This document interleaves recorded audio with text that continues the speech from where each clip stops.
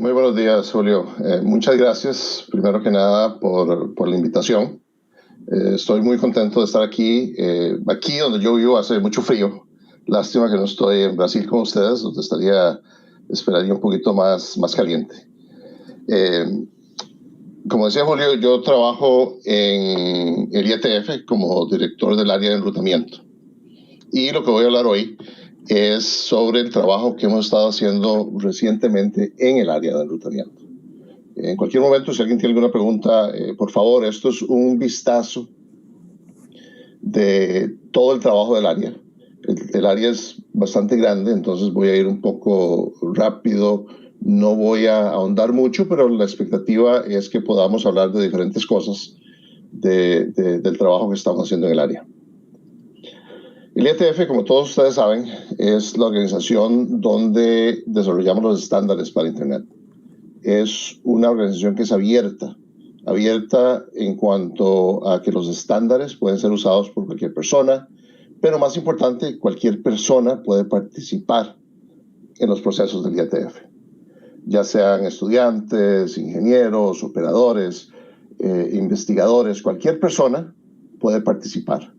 Es una organización donde participamos a nombre propio, a nombre individual. Yo trabajo en FutureWay, aquí en Estados Unidos, pero trabajo en el IETF a modo individual, como Álvaro.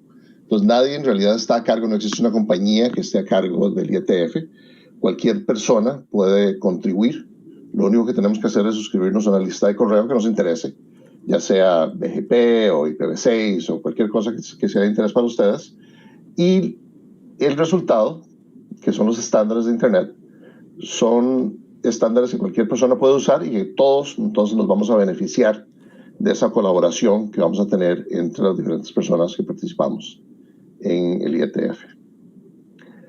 La misión del IETF es muy sencilla, muy fácil, pero a la vez difícil, y es hacer que el Internet trabaje mejor. Todo lo que hacemos es desde el punto de vista de ingeniería. ¿Qué podemos mejorar para que Internet mejore hoy? Muchos de los estándares obviamente duran varios años o algún tiempo en desarrollarse o incluso en implementarse. Todos ustedes, por la charla pasada sobre IPv4 y IPv6, están familiarizados con la evolución de la implementación de IPv6. El IETF terminó el estándar de IPv6 hace más de 20 años y todavía estamos desarrollando la implementación entre todos alrededor del mundo. El IETF entonces trabaja por encima de la capa física y por debajo de la aplicación. Entonces, mucho de lo que hacemos son bloques con los que podemos construir servicios y aplicaciones dentro de Internet, incluyendo transporte, como por ejemplo TCP, todos los estándares de correo, los estándares de enrutamiento, seguridad, diferentes cosas de ese tipo. En ese momento hay 123 grupos de trabajo diferentes en el IETF. Cada grupo se enfoca en un tema específico. Esos grupos están formados por participantes individuales, no hay membresía.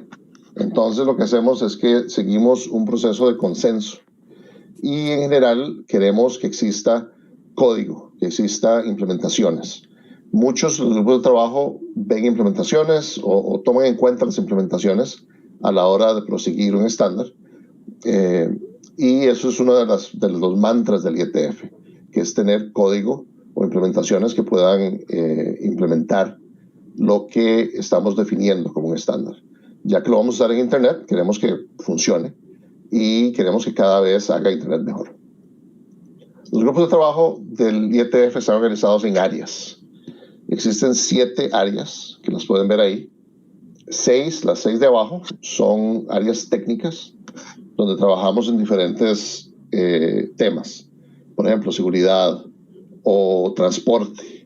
En transporte, por ejemplo, se trabaja mucho en TCP y ahora en el protocolo QUIC, que es un protocolo nuevo en el IETF, el área de enrutamiento, el área de Internet, que es el que ve IPv4, IPv6, el DNS, por ejemplo. Y el área general, que es el área que está arriba, es un área administrativa. Y entonces ahí se deciden o se discuten temas que van desde el punto de vista administrativo. Por ejemplo, hemos estado discutiendo, ahora que estamos todos virtuales por el problema de la pandemia, hemos estado discutiendo cómo reunirnos mejor, qué tipo de consideraciones tenemos que tener en el futuro, si tenemos que cancelar las reuniones en persona, no solo por tal vez alguna pandemia, pero algún otro problema que suceda, que tengamos que cancelar alguna reunión. ¿Cuáles son las mejores herramientas para reuniones virtuales? Son temas que abordamos en el área general. Entonces, como decía, yo voy a hablar sobre el área de enrutamiento. El área de enrutamiento es responsable de la operación del sistema de enrutamiento en Internet. Esto es algo pues, relativamente grande porque queremos que el Internet sea estable y que pueda crecer, que sea escalable también. Entonces necesitamos que las características de los protocolos de enrutamiento se tomen en cuenta para poder crecer al mismo paso o al tamaño de la estructura del Internet. Actualmente tenemos 24 grupos en el área de enrutamiento, grupos de trabajo, y tenemos 3 directores de área. Yo soy uno de los directores de área del área de enrutamiento.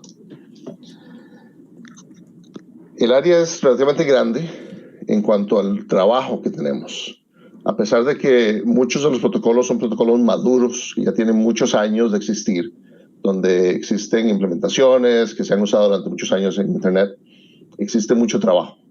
Esta es una comparación entre las diferentes áreas y como pueden ver, el área de enrutamiento, la primera a la izquierda, tiene más del doble del trabajo que la segunda área más grande.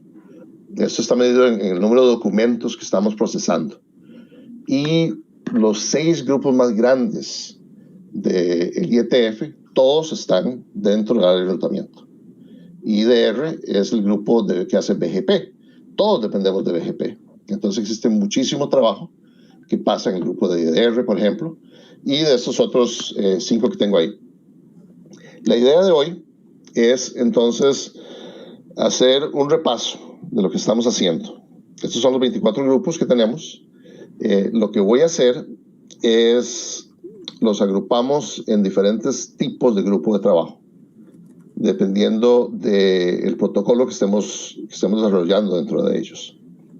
Entonces, lo que voy a hacer es hablar de esa distribución y hablar de algunos de los grupos, no todos, porque no terminaríamos, y quiero también resaltar alguno del trabajo más reciente que hemos estado haciendo dentro de los grupos, que tal vez sea interesante para ustedes. Entonces voy a tener referencias a diferentes trabajos para que ustedes puedan ir a leer en el tiempo libre hoy en la tarde. Si alguno tiene alguna pregunta en cualquier momento, por favor, me detienen y yo puedo contestar mientras estamos hablando de algún grupo específico. Entonces, de esos 24 grupos de trabajo, los dividimos en los protocolos que son de core, los importantes, los que manejan el centro de Internet. Estos son protocolos que en general hacen enrutamiento de Unicast, BGP, OSPF, ISIS, los protocolos que hacen multicast, que tenemos 2 grupos de trabajo, el grupo de trabajo de PIM y el grupo de trabajo de BEER. Ahora voy a hablar un poco más de cada uno de estos. Y el grupo de Spring, que ha estado desarrollando durante los últimos años tecnología que se está usando mucho en diferentes proveedores de servicio. Entonces lo hemos puesto aquí dentro del grupo principal de protocolos. Entonces, por ejemplo, el grupo de IDR, que es el grupo de BGP, es el grupo más grande que existe en el IETF en cuanto a trabajo. Y es también uno de los grupos más conservadores.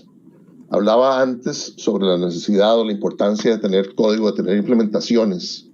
En el grupo de IDR requerimos 2 implementaciones antes de que algún documento avance para que sea un RFC. Esto para nosotros es importante porque estamos cambiando BGP. Si hay algún cambio que no funciona o que va a resultar en algo malo o en algún defecto en el Internet, queremos saber antes de que el documento sea un RFC. Entonces, IDR siempre requiere 2 implementaciones independientes para poder avanzar los documentos. Trabajo que hemos hecho recientemente, por ejemplo, hemos extendido el tamaño de los mensajes de BGP. Como ustedes saben, BGP se usa para transportar un montón de cosas, no solo rutas, se usa para intercambiar información, como por ejemplo los dos documentos de abajo, uno que habla de Flow Specifications, que son reglas que yo puedo aplicar a mi red para, entre otras cosas, detener un ataque. Entonces yo puedo comunicarme a través de BGP, de un sistema autónomo a otro, y enviar reglas para poder detener un ataque, por ejemplo. O lo que llamamos BGP-LS, que es el RFC 7752, que habla de cómo transportar dentro de BGP información que generan otros protocolos como OSPF o ISIS, y donde le podemos dar esa información a un controlador que después puede entonces definir cómo se va a comportar la red.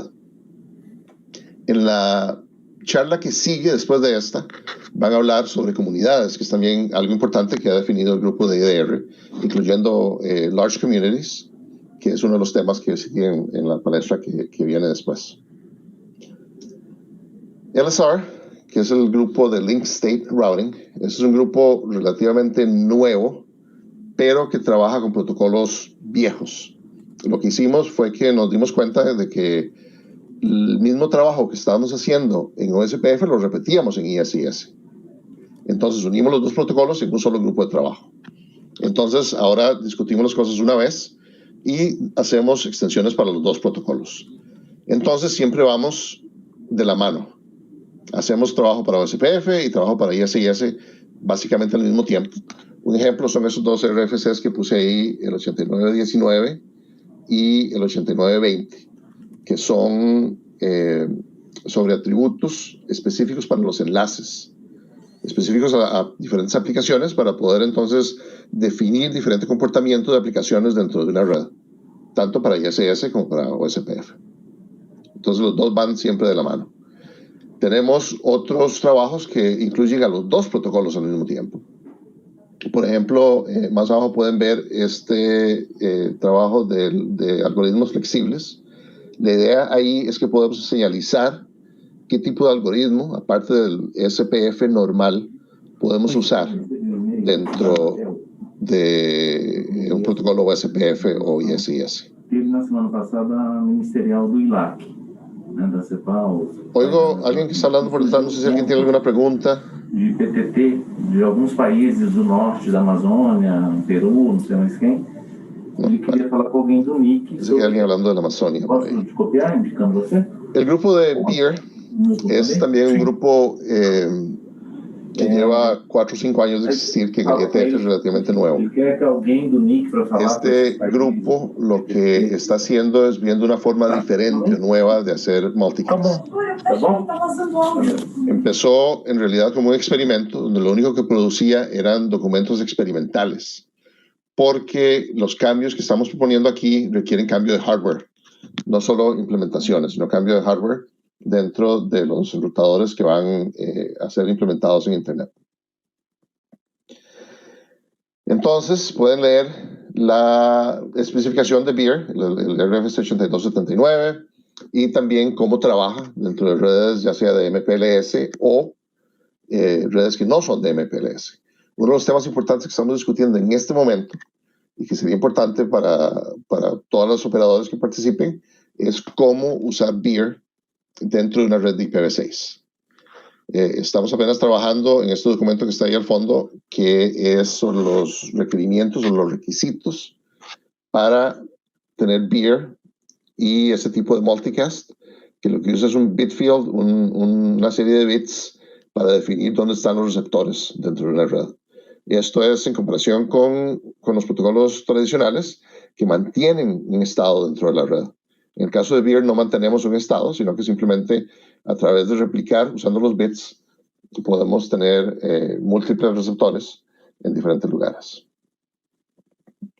El grupo Spring es un grupo que ha estado muy activo en los últimos años y habla sobre una arquitectura nueva de cómo definir el destino y el camino de los paquetes desde la fuente.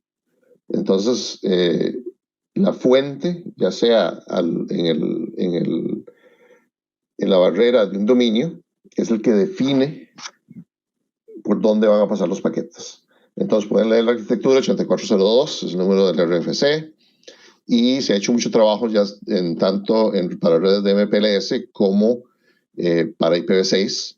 El documento importante de SRv6 o Segment Routing para IPv6 es el que tengo ahí abajo, que se llama Network Programming, que tiene un montón de información que podemos tener dentro de un paquete de IPv6 para poder definir qué es lo que va a pasar con ese paquete dentro de la red. Este documento está prácticamente terminado. Yo esperaría que en los próximos meses ya lo publiquemos como un RFC. Entonces, esos son los protocolos generales, los que todos conocemos, que trabajan con IP. Como decía, los protocolos que corren la infraestructura de Internet. También tenemos protocolos que son más especializados. Incluso tenemos más de esos protocolos que los protocolos más generales. Esos protocolos trabajan, entre otras cosas, por ejemplo, en redes de mesh, o el grupo de ROLL trabaja en enrutamiento para el Internet de las Cosas. Entonces existe mucho desarrollo en protocolos específicos. Estos protocolos pueden ser, ya sea que, por ejemplo, en el caso de Internet de las Cosas necesitamos usar menos energía para transmitir o para mantener las tablas de enrutamiento. Entonces es un protocolo diferente lo que estamos usando. Existen también algunas implementaciones muy específicas a diferentes escenarios. Este protocolo Babel, que es el primero que quiero mencionar, se usa en redes tipo mesh. Eso ha sido un experimento interesante dentro del área de enrutamiento porque trajimos un protocolo que ya existía afuera del IETF, más que todo en implementaciones académicas y algunas implementaciones de redes comunitarias, y lo estandarizamos. Entonces había un proceso donde discutimos el protocolo completamente, le agregamos seguridad, agregamos un montón de cosas que tal vez no tenía antes, una mejor descripción, y ahora lo estamos estandarizando. El documento, el primero que mencioné ahí, RFC 6126 bis, este es el documento que estandariza este protocolo de Babel. Es un protocolo muy interesante. Ustedes conocen el protocolo de EIGRP de Cisco, es muy parecido a ese protocolo. El SVR es uno de dos grupos de trabajo que empezamos hace 2 o 3 años para desarrollar protocolos específicamente para centros de datos. Entonces, todos sabemos que podemos usar BGP o podemos usar OSPF o ISIS dentro de un centro de datos. Y existen incluso RFCs que hablan específicamente de cómo usar, por ejemplo, BGP.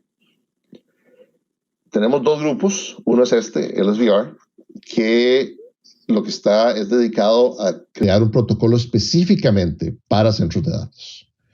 Este protocolo usa una mezcla del transporte de BGP, el transporte normal base de BGP, que es el de RFC 4271, con mecanismos o codificaciones de BGPLS, que mencioné antes, que estas son las codificaciones que se usan para transportar información de OSPF, por ejemplo, encima de BGP. Entonces, lo que estamos haciendo es creando un protocolo nuevo basado en SPF, similar a OSPF, que usa codificaciones de BGP y el transporte para crear otro protocolo interno nuevo para ser usado dentro de centros de datos. El grupo de trabajo recientemente ya envió para publicación el documento, que lo pueden leer aquí, es este primero. Si ustedes están familiarizados con BGP, sería relativamente fácil poder entender este documento porque usa la base de BGP y un algoritmo de SPF, que es una diferencia significativa con respecto a BGP. Otra cosa que este grupo de trabajo está desarrollando es lo que llamamos Layer 3 Discovery, que es un protocolo nuevo para descubrir vecinos de nivel 3. Entonces, sobre todo en casos como un centro de datos donde queremos vecinos más dinámicos, pero BGP, porque necesita una sesión de TCP, necesita un poco más de información, entonces queremos hacerlo más dinámico. Entonces este grupo de LSVR está trabajando en en ese tipo de protocolos. El grupo de Rift es el otro grupo de trabajo que está haciendo también, desarrollando un protocolo para centros de datos. En este caso es una mezcla de link state, tipo SPF o ISIS, con distance vector. Distance vector es lo que usa EGRP o RIP. Entonces es una combinación de eso, donde básicamente lo que hace es que usa link state hacia arriba en el centro de datos y usa distance vector hacia abajo. Entonces envía rutas por default para abajo, de manera que toda la gente sabe por dónde salir cuando hay tráfico que va de norte a sur. También el grupo de trabajo ya considera prácticamente terminado su trabajo, entonces pueden leer el documento con ese nombre que está ahí abajo. Hemos también estado haciendo muchísimo trabajo recientemente en cuanto a redes determinísticas. Este grupo de DetNet lo que se encarga es de eso, de determinar cómo poder garantizar una entrega de paquetes en una red, ya sea por una latencia que tiene un máximo específico y que sea algo confiable. Yo puedo repetir un flujo y otro dentro de una misma red. Es un trabajo muy similar y de hecho lo hacemos en conjunto con el IEEE y el grupo de TSN, de Time Sensitive Networking, que tienen ellos ahí. Este trabajo es también interesante porque no solo el IEEE y el IETF, pero también 3GPP lo está usando dentro de sus redes. Existen varios documentos por aquí que pueden ir a leer, la arquitectura y el trabajo específico de cómo usar DetNet encima de una red de MPLS o encima de redes de IP también. DetNet trabaja con enlaces físicos, enlaces cableados. Pero tenemos otro grupo nuevo, que es lo empezamos hace menos de un año, que se llama RAW. Este grupo tiene la misma idea, o muy parecido a DetNet, pero sobre enlaces inalámbricos. En enlaces inalámbricos, porque existe interferencia y otro tipo de ruido, es mucho más difícil poder garantizar la entrega de paquetes. Pero el grupo de RAW, eso es en lo que está trabajando. Este grupo apenas está empezando, lleva menos de un año.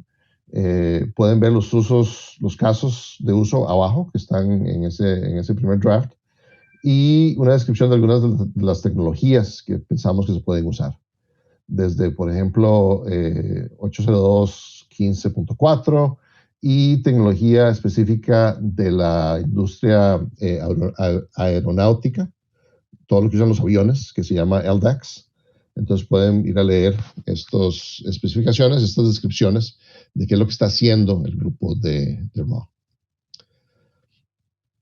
Otro, digamos, subgrupo dentro del área de tratamiento es el área de sub-IP.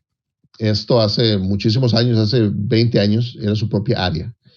Esto es más que todo donde se trabaja debajo de la capa de IP. Entonces estamos hablando de MPLS, de tecnologías ópticas, que es lo que está enfocado el grupo de C-Camp, que es este que tenemos aquí abajo, y el grupo de MPLS, que siempre está pues, bastante ocupado. Es un grupo que ahora está más que todo en mantenimiento, pero siempre está desarrollando tecnologías interesantes, como por ejemplo la identificación de flujos dentro de una estructura de MPLS. El grupo más activo es el grupo de TEAS. TEAS lo que hace es que se encarga de la arquitectura y señalización para ingeniería de tráfico. Entonces trabaja a un alto nivel en cómo es la arquitectura y cómo se define un marco para ingeniería de tráfico y en algunas extensiones.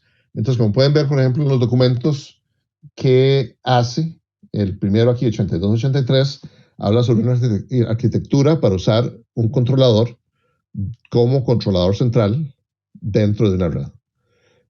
Y pueden ver más abajo algunos de los otros documentos, no solo del protocolo de PCE, pero también se trabaja con este concepto de Enhanced VPN, que es lo que en otros lugares en 3GPP, por ejemplo, se habla de Network Slicing, de cómo particiono mi red para poder proporcionar diferentes tipos de ingeniería de tráfico dentro de diferentes partes lógicas de la red. También, la otra parte es más que todo grupos que le dan soporte al enrutamiento. Entonces, por ejemplo, el grupo de BFD, todos conocemos el protocolo de BFD, que lo que hace es detectar más rápido fallas y proporcionar facilidades de operación y mantenimiento para los enlaces. Esto actuó muy de cerca con los protocolos de enrutamiento para poder converger más rápidamente. También tenemos un grupo que se encarga de definir una interfase para que entidades externas, controladores, etcétera, puedan accesar al sistema de enrutamiento usando protocolos como Yang.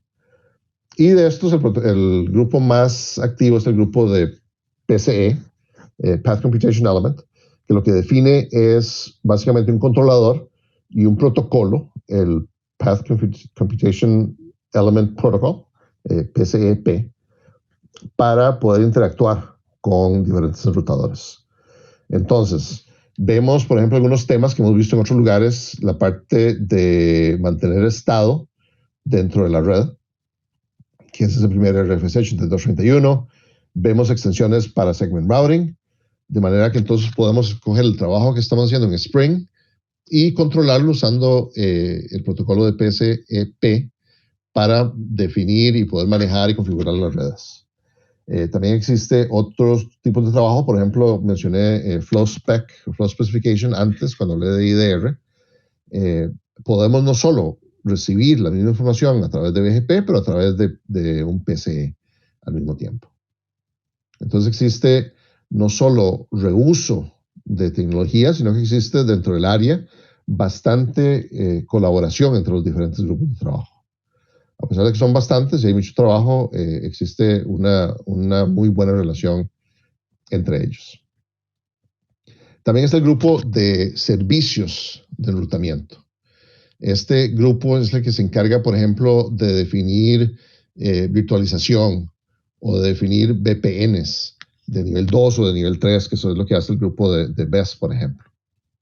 Pero también tenemos grupos que han estado durante más tiempo, como por ejemplo el grupo de LISP, que voy a mencionar en un segundo. BES es, de hecho, el segundo grupo más ocupado del IETF y del área de enrutamiento. Y lo que se encarga es de definir servicios usando BGP. Entonces, por supuesto, BGP es el protocolo que más se trabaja dentro de todo el IETF. Este grupo está muy enfocado en EVPN, pero también los VPNs para multicast generan un poco de trabajo.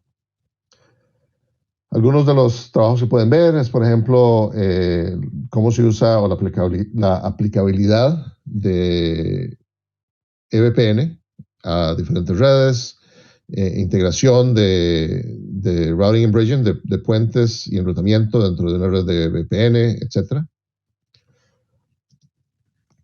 NVO3 es un grupo que lo que ha estado haciendo es definiendo virtualización.